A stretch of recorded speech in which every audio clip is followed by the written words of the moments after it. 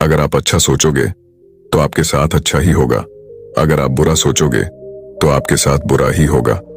अपनी सोच को नकारात्मकता से सकारात्मक कैसे बनाएं और अपने मन को शांत कैसे करें, यही हम आज एक रोचक कहानी के माध्यम से जानेंगे।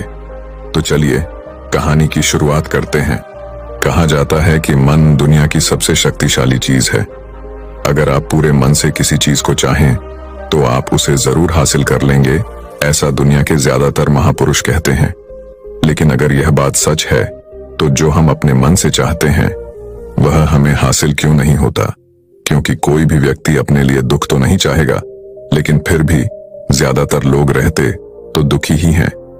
भला दुनिया का ऐसा कौन सा व्यक्ति है जो अपने मन से यह चाहेगा कि मैं असफल रहूं, गरीब रहूं या फिर दुखी रहूं? सोचने की बात है तो फिर यहां दो बातें निकल कर आती हैं। पहली, या तो वह महापुरुष गलत हैं जिन्होंने यह बात कही कि सच्चे मन से चाही हुई चीज हासिल हो जाती है, या फिर हम गलत हैं। दोस्तों, आज जो कहानी मैं आपको सुनाने जा रहा हूं उससे आपको समझ आ जाएगा कि अपने मन से कोई भी काम कैसे करवाया जाता है, मन की शक्ति के द्वारा कोई भी चीज कैसे हासिल की जाती है और मन में किसी भी चीज के सही बीज कैसे बोए जाते हैं। एक बार की बात है, एक आदमी के जीवन में सिर्फ दुखी दुख थे। वह जो काम करता, हर काम में उसे असफलता ही हाथ लगती। घर में रहता तो घर में हर समय झंझट और क्लेश मचा रहता। वह किसी से मदद मांगता तो कोई भी उसकी मदद करने को तैयार नहीं होता। बस चारों तरफ से हताशा और निराशा ही उसके हाथ लग रही थी। उसे ऐसा लग रहा था जैसे चारों तरफ से दुखों का पहाड़ उस पर ही टूट पड़ा है। उसे समझ नहीं आ रहा था कि मैं इन दुखों से पार कैसे पाऊं। वह दिन रात बस यही सोचता रहता कि मैं अपने इन दुखों से छुटकारा कैसे पा सकता हूं। इसी कारण से वह रात में ठीक से सो भी नहीं पाता था। उसकी आंखों के नीचे बड़े बड़े काली घेरे बन गए थे और बाल झड़ने लगे थे। हर समय चिंता करने की वजह से उसका स्वभाव काफी चिड़चिड़ा और शरीर बहुत कमजोर हो गया था। कभी कभी तो उसके मन में आत्महत्या करने के विचार भी आते थे, लेकिन अपने परिवार के बारे में सोचकर वह यह कदम नहीं उठा पाता था। अपनी परेशानियों से वह इतना परेशान हो चुका था कि उसने एक दिन यह निर्णय किया कि वह अपने इन सभी दुखों से छुटकारा पाकर ही रहेगा। चाहे इसके लिए उसे कुछ भी करना पड़े, कितनी ही मेहनत करनी पड़े, वह करेगा, लेकिन अपने दुखों से छुटकारा पाकर ही रहेगा। इसी विचार के साथ एक दिन उसने अपने एक मित्र से पूछा कि मैं अपने जीवन को खुशहाल कैसे बनाऊं। उसके मित्र ने सुझाव दिया कि तुम किसी बाबा के पास जाओ। बाबाओं के पास ऐसा मंत्र होता है जिससे सारे दुख खत्म हो जाते हैं और जीवन खुशियों से भर जाता है, धन संपदा भी हासिल हो जाती है। बस तुम किसी ऐसे बाबा को ढूंढ लो और तुम्हारा काम हो जाएगा। उस आदमी के मन में यह बात अंदर तक बैठ गई कि अब कोई बाबा ही मेरी समस्याओं का समाधान कर सकता है। इसीलिए अब से उसे जिस भी बाबा के बारे में पता चलता वह उसके पास पहुंचता और अपनी सारी समस्या बताकर उसका समाधान पूछता और कहता, बाबा मैं कुछ भी करने को तैयार हूं, आप जो कहेंगे मैं सब करूंगा, बस आप मुझे मेरे दुखों से छुटकारा दिलवा दें। बाबा उसे कुछ उपाय बताते और कहते, इस उपाय को करने के बाद तुम्हारे घर में सुख शांति बनी रहेगी, लेकिन याद रहे इस उपाय को पूरे नियम के साथ करना। इन उपायों के बदले बाबा उस आदमी से अच्छी खासी दान दक्षिणा ले लेते। वह आदमी पूरी नियम विधि के साथ उन उपायों को करता, लेकिन बहुत से उपाय करने के बाद भी उसके जीवन में कोई बदलाव नहीं आ रहा था। इसके विपरीत बहुत से बाबाओं को दान दक्षिणा देते देते उसका धन भी खत्म होने लगा था, जिससे उसकी मुसीबतें और भी बढ़ने लगी थीं। उसने सोचा, इन बाबाओं के पास जाने से तो मेरी मुसीबतें और बढ़ने लगी हैं, तो क्या करूं? इन बाबाओं के पास जाऊं या इनके पास जाना ही बंद कर दूं? फिर एक दिन उसे एक आदमी ने सलाह दी कि तुम अपने घर में किसी अच्छे पंडित को बुलवाकर हवन करवाओ, पूरे विधि विधान से मंत्रोच्चारण करवाओ। इससे घर में जो भी नकारात्मक ऊर्जा होगी वह भाग जाएगी और घर में सुख शांति आएगी। उस आदमी के दिमाग में यह बात अच्छे से बैठ गई और उसने एक पंडित को अपने घर बुलवाकर हवन करवा लिया। हवन अच्छी तरह से संपन्न हुआ और उस व्यक्ति ने पंडित को अच्छी खासी दान दक्षिणा देकर खुशी खुशी अपने घर से विदा किया। हवन करने के कुछ महीने बाद तक उसके घर में सब कुछ ठीक चल रहा था। घर में सुख शांति भी बनी रही और उसके छोटे छोटे रुके हुए काम भी पूरी होने लगे। लेकिन कुछ महीनों बाद फिर से वही पुरानी वाली स्थिति वापस लौट आई। उस व्यक्ति को महसूस हुआ कि उसके जीवन में अब भी कोई महत्वपूर्ण बदलाव नहीं आया है। अब वह आदमी पूरी तरह से दुखी हो गया, पहले से भी ज्यादा परेशान रहने लगा। अब तो उसे लगने लगा था कि मेरे जीवन से दुख कभी खत्म ही नहीं होंगे। यही सब सोच सोचकर उसका बुरा हाल हो गया। फिर एक दिन उसे अपने मित्र से एक ऐसे बाबा के बारे में पता चला जो समाधान बताने के बदले कोई दान दक्षिणा नहीं लेते। उस व्यक्ति ने सोचा, यह बाबा तो दूसरे बाबाओं से अलग हैं, क्योंकि यह तो कोई दान दक्षिणा ही नहीं लेते, और अगर यह कोई दान दक्षिणा नहीं लेते तो जरूर यह कोई सिद्ध बाबा ही होंगे। यही सोचकर वह उन बाबा के पास पहुंच जाता है। वहां पहुंचकर वह देखता है कि बाबा ध्यान कर रहे हैं, इसीलिए वह वहीं चुपचाप बैठकर बाबा के ध्यान से बाहर निकलने का इंतजार करने लगता है। थोड़ी ही देर में बाबा की आंखें खुलती हैं और वह अपने सामने एक दुखी और परेशान व्यक्ति को बैठा पाते हैं। व्यक्ति की शारीरिक और मानसिक हालत को देखकर बाबा को यह समझते देर नहीं लगी कि यह व्यक्ति अपने जीवन से कितना परेशान है। बाबा ने उसे संबोधित करते हुए कहा, बच्चा, कौन सी समस्या लेकर आए हो? किस बात से परेशान हो तुम? उस व्यक्ति ने कहा, बाबा, मैं अपने जीवन के दुखों से बहुत ज्यादा परेशान हूं।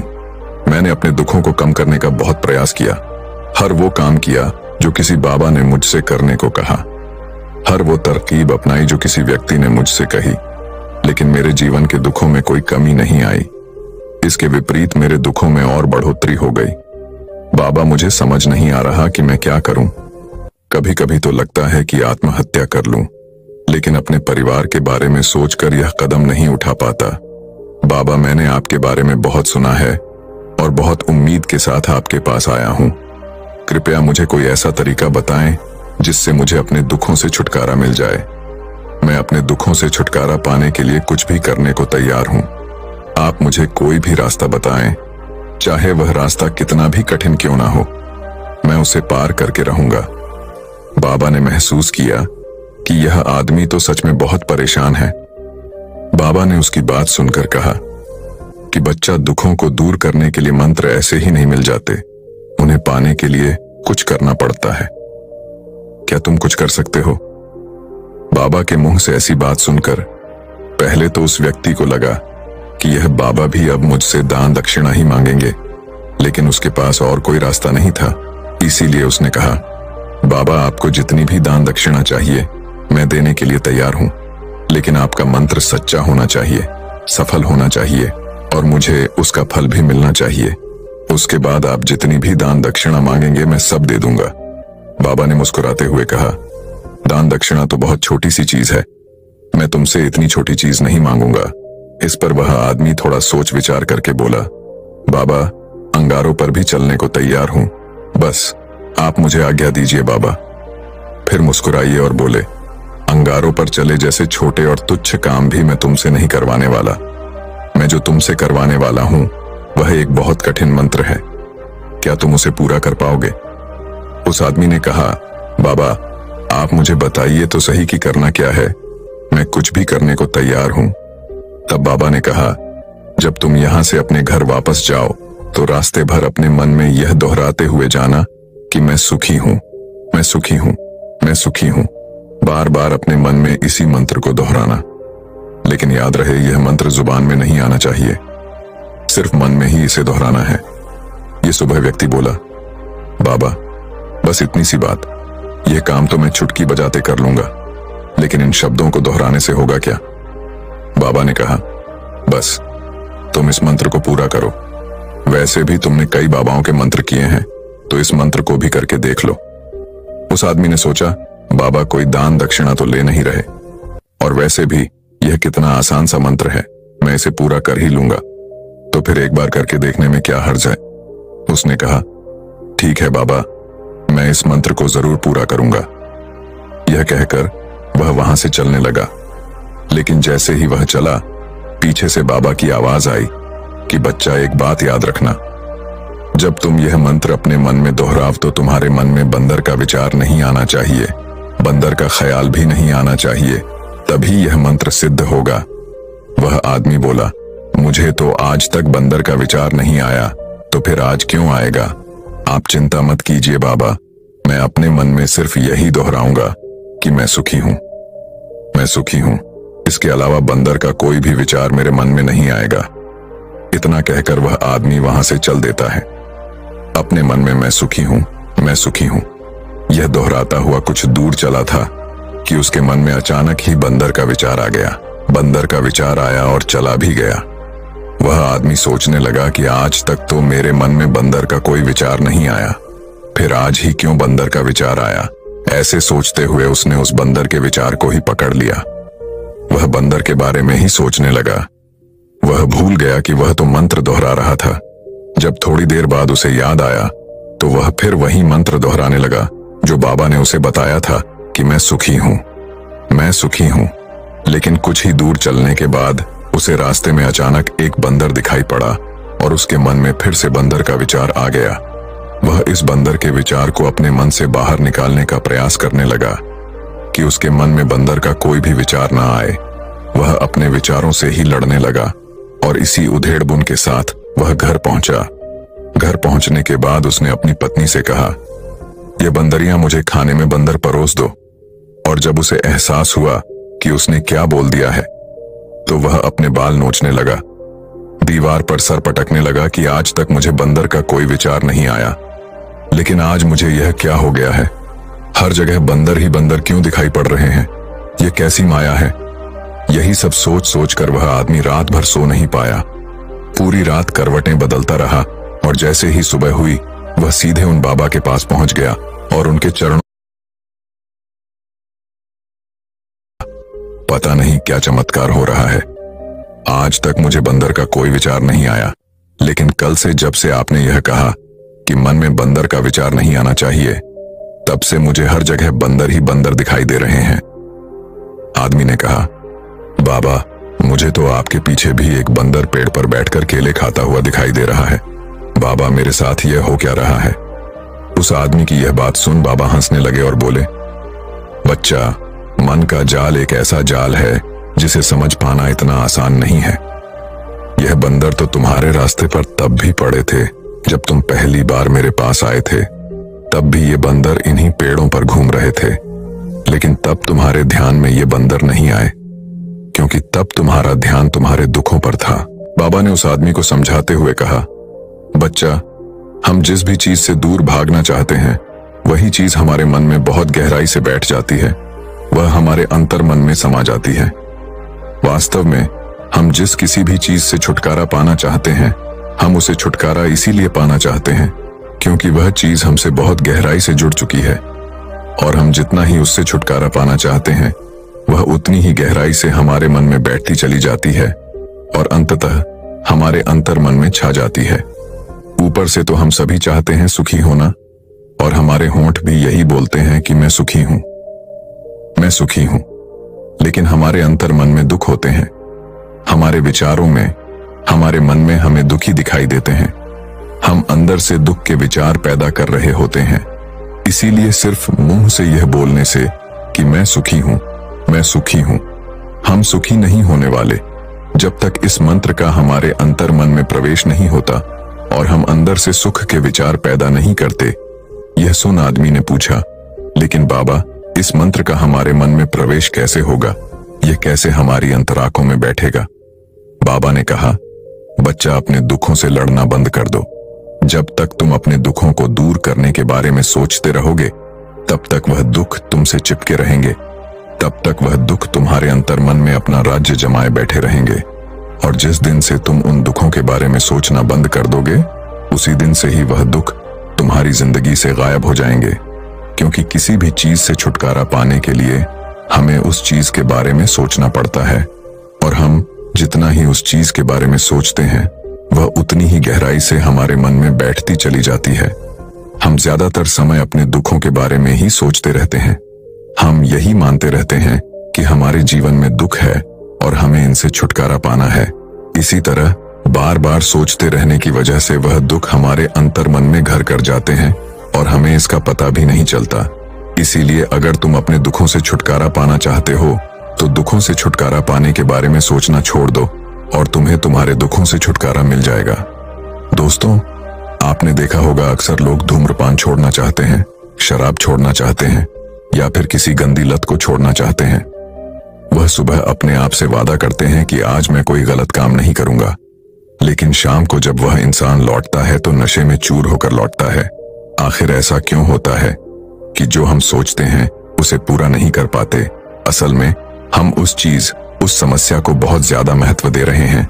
जब भी हम उस चीज को छोड़ने के बारे में बहुत ज्यादा सोचते हैं तो अपने मन में उस चीज की इंपॉर्टेंस, उसकी अहमियत बढ़ा देते हैं।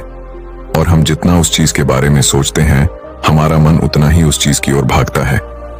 हमें उस चीज से लड़ना नहीं है, बल्कि बिना सोचे गुजर जाना है। और अगर इस चीज को हम अच्छे से समझ जाते हैं, फिर हम अपने जीवन में जो भी पाना चाहते हैं उसे अपने अंतर्मन में डाल सकते हैं। और अगर एक बार वह लक्ष्य हमारे अंतर्मन में बैठ जाता है तो फिर सफलता पाने में कोई समस्या नहीं आएगी, कोई परेशानी नहीं आएगी। तो दर्शकों, चलिए अब इसी विषय पर अगली रोचक कहानी की शुरुआत करते हैं। दोस्तों, किसी ने ठीक ही कहा है कि उनके साथ जरूर रहो जिनका वक्त खराब है और उनका साथ छोड़ दो जिनकी नीयत खराब है। आज की कहानी एक लड़के की है। एक 24 साल का लड़का जो कि एक जमींदार के यहां नौकरी करता था। उसके माँ बाप इस दुनिया में नहीं थे। जिंदगी बड़ी कठिनाइयों में बीत रही थी। वह जाता था, रोज पैसे कमाकर घर आता था, खाना बनाता था, खाता था और सो जाता था। यही उसकी दिनचर्या थी। एक शाम जब वह अपने काम से घर वापस लौट रहा था तो उसने देखा कि एक बूढ़े फकीर अपनी पीठ पर 3 बड़ी पोटली रखकर एक नगर से दूसरे नगर की तरफ जा रहे थे। वह देखने में काफी बूढ़े लग रहे थे और वो काफी देर से ऐसे ही सफर कर रहे थे। और आखिरकार कुछ दूर और चलने के बाद वे चलते चलते थक कर एक पेड़ के नीचे आकर बैठ गए। तभी उनकी नजर इस नौजवान युवक पर पड़ी जो कि उसी रास्ते पर जा रहा था और उसी दिशा में जा रहा था जिस दिशा में उन बूढ़े फकीर को जाना था। तभी वह लड़का उन बूढ़े फकीर के पास से होकर गुजरा। जैसे ही वह उनके पास से गुजरा, तभी उन बूढ़े फकीर ने पीछे से आग्रह भरी आवाज में कहा, सुनो बेटा, क्या तुम मेरी थोड़ी सी मदद कर सकते हो? ये पोटलियां बड़ी भारी है और मैं बूढ़ा हो चुका हूं। मैं ज्यादा देर तक इनका बोझ नहीं उठा सकता और मैं बहुत थक भी चुका हूं। तो क्यों ना तुम मेरी एक पोटली को उठा लो और इसे उस दूसरे गांव तक पहुंचा दो। इसके बदले में मैं तुम्हें 2 सोने के सिक्के दूंगा। वह लड़का उन फकीर की सारी बातें सुनता है, फिर उनसे कहता है, कोई बात नहीं बाबा, मैं आपकी मदद करने के लिए तैयार हूं। बताइए आपको कहां जाना है? ऐसा कहते हुए उस लड़के ने उन फकीर की एक पोटली उठा ली और उसे अपने कंधे पर रख लिया। जैसे ही उसने पोटली को कंधे पर रखा, उसे आभास हुआ कि यह पोटली तो सच में बहुत भारी है। फिर वह लड़का और वह फकीर रास्ते में आगे की ओर बढ़ चले गए। कुछ देर तक चलने के बाद देखते ही वह गांव खत्म होने लगा और अब एक सुनसान रास्ता आगे की ओर जा रहा था। वे दोनों अपने रास्ते पर मस्त होकर आगे की ओर बढ़ रहे थे। जब वे भीड़ से पूरी तरह से अलग हो गए, तब वह लड़का उन फकीर से कहता है कि बाबा, इस पोटली में आखिर ऐसा क्या रखा है जिससे यह पोटली इतनी भारी है? इस पर वह फकीर बाबा जवाब देते हुए कहते हैं कि कुछ नहीं बेटा, बस इसमें कुछ तांबे के सिक्के भरे हुए हैं, इसीलिए ये इतना भारी है। उन फकीर की यह बात सुनकर वह लड़का मन ही मन सोचने लगा, लगता है कि यह बाबा जरूर कोई व्यापारी है। अभी तो इतने सारे तांबे के सिक्के साथ लेकर चल रहे हैं। लेकिन तभी उसके मन में एक विचार आया, मुझे इन सब से क्या मतलब? मुझे तो सिर्फ इस पोटली को दूसरे गांव तक पहुंचाना है। जैसे ही उसके मन में यह विचार आया, उसने तांबे के सिक्कों का ख्याल अपने मन से निकाल दिया और मस्त होकर मार्ग में आगे की ओर बढ़ने लगा। चलते चलते कुछ और समय बीता और वे दोनों एक नदी के किनारे आ पहुंचे। वह लड़का काफी हट्टा कट्टा था और काफी चुस्त और तंदुरुस्त भी था, इसीलिए वह बिना ज्यादा सोचे उस नदी में उतर जाता है। परंतु वह फकीर अभी भी किनारे पर ही खड़े थे। ये देख वह लड़का उन फकीर से कहता है, क्या हुआ बाबा, क्यों रुक गए? आइए, हमें इस नदी को पार करना होगा, तभी तो हम उस गांव तक पहुंच पाएंगे। इस पर वह फकीर उस लड़के से कहते हैं, मैं जानता हूं बेटा कि हमें यह नदी पार करनी ही होगी, पर जैसा कि तुम देख ही रहे हो, मैं बूढ़ा हो चुका हूं, इसीलिए यह 2-2 कोठलियां एक साथ लेकर यह नदी पार नहीं कर सकता। इसमें अगर मेरा पैर फिसल गया तो फिर मैं आगे का सफर कैसे पूरा करूंगा? क्या तुम मेरी एक कोठली और ले सकते हो? मैं तुम्हें इसके बदले भी 2 सोने के सिक्के और दूंगा। इस पर वह लड़का मुस्कुराते हुए उन फकीर से कहता है, बाबा, आप मुझे शर्मिंदा कर रहे हैं। अगर आप मुझे सोने के सिक्के ना भी दें तब भी मैं आपका कार्य अवश्य करूंगा। मैं आपको उस दूसरे गांव तक अवश्य पहुंचाऊंगा। इस पर वह फकीर मुस्कुराते हुए कहते हैं, बेटा, तुम तो बड़े ही भले आदमी मालूम पड़ते हो। इतना कहकर उन्होंने वह दूसरी गठरी भी उस लड़के को थमा दी। जब उस लड़के ने वह दूसरी गठरी अपने कंधे पर रखी, अब उसे यह गठरी भी बहुत ज्यादा भारी लगी, किंतु उसने वहां पर कुछ नहीं कहा। जैसे तैसे उन दोनों ने वह नदी पार की। नदी पार करने के बाद बातों ही बातों में उस लड़के ने उन फकीर से कहा, बाबा, आखिर इस दूसरी गठरी में क्या है, क्योंकि यह भी बहुत भारी है। इसका उत्तर देते हुए बाबा कहते हैं, बेटा, इस गठरी में चांदी के सिक्के हैं, इसलिए इस गठरी में भी काफी वजन है। उन फकीर की ये सारी बातें सुनकर अब उस लड़के का दिमाग तेजी से काम करने लगा था।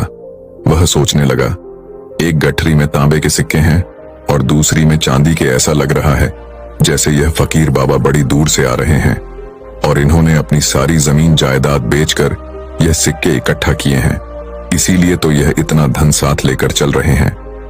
लेकिन वह लड़का उन फकीर बाबा से कुछ भी नहीं कहता और वे दोनों चुपचाप मार्ग में आगे की ओर बढ़ते चले जाते हैं। कुछ देर चलने के बाद आगे फिर एक सुनसान रास्ता आता है। उस सुनसान रास्ते पर आते ही उस नौजवान लड़के के मन में तरह तरह के विचार उठने लगे। वह सोचने लगा, अरे, यह तो सुनसान रास्ता है। अगर मैं यह सिक्के लेकर यहां से भाग जाऊं तो ये फकीर भला कब तक मेरे पीछे भागेंगे? मुझे नहीं लगता कि यह मुझे कैसे भी पकड़ पाएंगे और यहां कोई है भी नहीं जो इनकी मदद कर पाए। और वैसे भी ये बहुत सारे सिक्के हैं, मैं इनसे एक अच्छी दुकान खरीद सकता हूं और खुद का व्यापार भी शुरू कर सकता हूं। और वैसे भी यह बूढ़ा फकीर अब इस धन का क्या करेगा? इससे अच्छा तो मैं ही इसे ले लेता हूं। वह लड़का यह सब सोच ही रहा था कि तभी उसे खुद पर आश्चर्य हुआ। अरे, मैं यह सब क्या सोच रहा हूं? यह फकीर बाबा ना जाने कहां से आ रहे होंगे और ना जाने कितनी मेहनत करके इन्होंने ये सिक्के इकट्ठा किए होंगे। मुझे इनका फायदा नहीं उठाना चाहिए। नहीं नहीं, मुझे ऐसा नहीं करना चाहिए। उसने कुछ देर के लिए तो अपने मन के विचारों पर काबू पा लिया, किंतु कुछ देर बाद देखते ही देखते उसके मन के लालच भरे विचार उस पर हावी होने लगे। वह लड़का 2 पोटलियां लेकर उन फकीर के पीछे पीछे चल रहा था। कुछ दूर और चलने पर रास्ते में एक पहाड़ी आई। उसे देख वो फकीर बाबा उस लड़के से कहते हैं, बेटा, यह पहाड़ी में नहीं चढ़ पाऊंगा। मैं काफी बूढ़ा हो चुका हूं और मेरे घुटनों में भी दर्द रहता है। यदि तुम मेरी यह तीसरी गठरी भी ले लो तो मैं तुम्हें 2 सोने के सिक्के और दूंगा, लेकिन याद रहे, इसे कहीं गिराना मत या कहीं खुल ना जाए। यह बात सुन वह लड़का उन फकीर से कहता है, क्यों बाबा, आखिर इस गठरी में ऐसा क्या है? इस पर वह फकीर उस लड़के से कहते हैं, बेटा, इसमें सोने के सिक्के हैं। यह सुन वह लड़का मन ही मन बहुत प्रसन्न हुआ।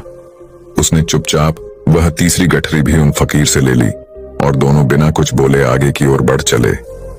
अब वह फकीर बिना कोई वजह लिए आराम से पहाड़ी की चढ़ाई चढ़ रहा था, लेकिन वह नौजवान लड़का जो कि पीछे था, वजन के कारण बहुत धीरे धीरे चल पा रहा था। लेकिन जब से उसने सोने के सिक्कों का नाम सुना था, उसका मन तो छलांगे मार रहा था। वह मन ही मन सोच रहा था कि अगर ये सारे सिक्के मुझे मिल जाएं, तो मेरा जीवन तो बड़ी आसानी से कट जाएगा। वैसे भी ये फकीर तो बूढ़े हो चुके हैं, भला इन्हें इतने धन की आवश्यकता नहीं है। इनका जीवन तो वैसे भी कट ही चुका है। मैं एक काम करता हूं, यह सारा धन लेकर यहां से भाग जाता हूं। लड़के के मन में अनगिनत विचार चल रहे थे। लड़के का मन अब उसकी बुद्धि पर पूरी तरह से हावी हो चुका था। उस लड़के का मन अपनी बात को सही साबित करने के लिए उसे कोई भी तर्क दे रहा था।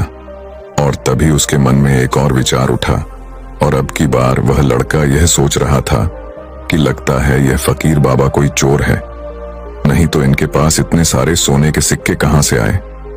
अगर यह कोई व्यापारी होते तो यह इस तरीके से पैदल यात्रा तो नहीं करते, और अगर इनके पास इतना सारा धन था, ये कोई ना कोई साधन भी अवश्य लेकर आते। लगता है यह कोई चोर है, और चोर कदम चोरी करने में भला कौन सी बुराई। यह सोचता हुआ वह लड़का अब काफी तेजी से ऊपर की ओर चढ़ रहा था और देखते ही देखते वह फकीर से आगे भी निकल गया। वह यह सोच रहा था कि जैसे ही इस पहाड़ी की चढ़ाई खत्म हो गई और ढलान आएगी, मैं इन तीनों पोटलियों को लेकर भाग जाऊंगा। जिस सकता था, लेकिन अफसोस कि वह अपने मन के विचारों पर नियंत्रण नहीं कर पाया। दोस्तों, महात्मा बुद्ध कहते हैं कि विचार ही सब कुछ है। जैसा हम सोचते हैं वैसे ही